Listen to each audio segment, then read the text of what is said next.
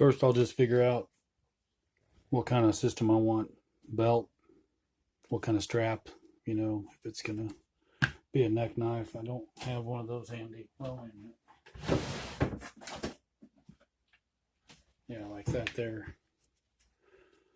It'll go, a small strap will go through there, but mainly this is a neck knife. I like this style here, and I like trying to leave them one piece attached to the back. So if it ever fails and wears out, you can always cut that and reattach it a certain way, and then, refasten it, and it'll last a little while longer. I've replaced several of these too. They just wear out over time. Like this one here has a nice fat welt. You want a good welt in there so you don't cut the threads, which this one doesn't have any threads, but the blade is pretty thick, so this looks good with the welt in it. This is just, this place here can go through a belt. It also will go through a belt right here. I just got paracord on it, Ranger band, and a ferrule rod. Just a few ideas for, what style are you looking for. So we'll go ahead and get started. I've got a small knife that I need a sheath for. Well, I got several. I'm behind. But this is just a simple knife I made a long time ago out of a stainless steel cutter blade for some kind of packing material at work, and jade G10 scales.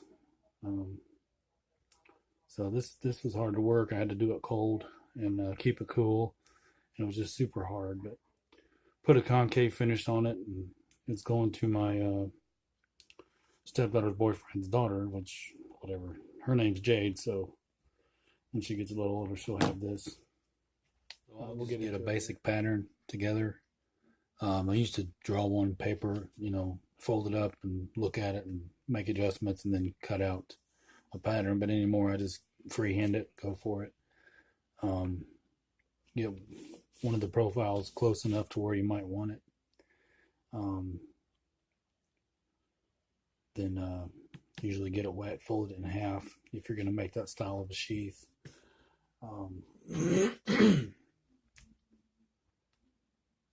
This stuff here is pretty daggone thick. It's like 10 to 11 ounce. So it's kind of rough to work with. It's real durable. I mean, it's going to last for a long time if you do it right.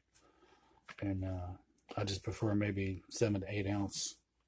It's a little easier to work with, but we'll go ahead and get this wet, and then I'll come back. It's nice and pliable now. I'll just get it started. Half-ass where I want it to be, and that just gives me an idea where the blade's going to live.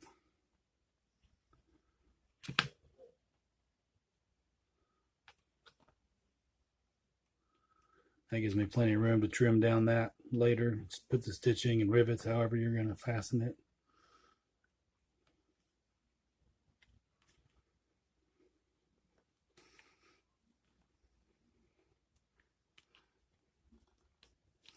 If you're really wet forming, you just want to keep your nails away from it. Don't make an impression on there. But like I said, this stuff's super thick. It's not going to form exactly. It's not going to leave a perfect impression, I should say. So give me a general idea of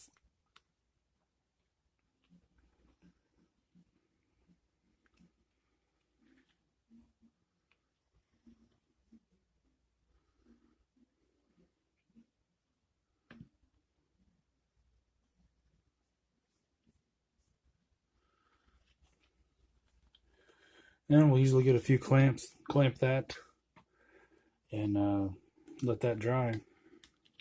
Come back, and we'll do some more later. But you can really form the thinner stuff out better than this stuff here, but keep working it, it'll move around.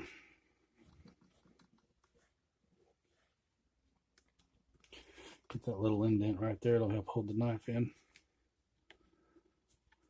And then I'll take and sometimes when it's still wet, I'll go ahead and trim off whatever I'm going to do for the profile of the sheath, and then bend this around for the belt loop, or a D-ring or whatever.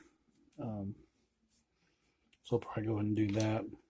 Figured I'd make this one a neck knife, so I'll probably stay up high, and that way the sheath doesn't bounce out too easy, or the knife doesn't bounce out too easy.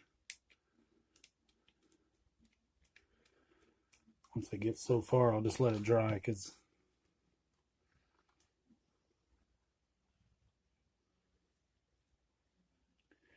all these edges I can clean up later.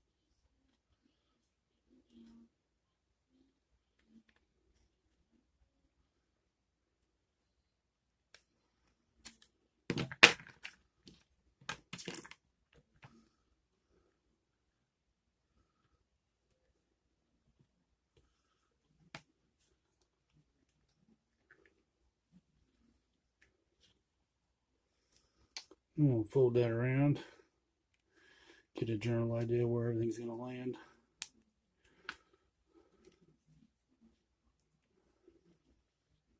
Like I said, we'll get those edges cleaned up. I'll do another cut on them and smooth them down, burnish them. But that's a good starting point. We'll call this part one, and we'll catch up tomorrow. Like the old Cobra said, I'm going to head out.